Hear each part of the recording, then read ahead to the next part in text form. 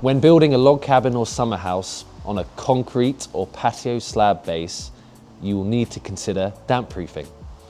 In this case, we're installing it on concrete, so we're going to use a damp proof membrane underneath the entire floor. Step 1, I've broadly placed the damp proof membrane in the correct location.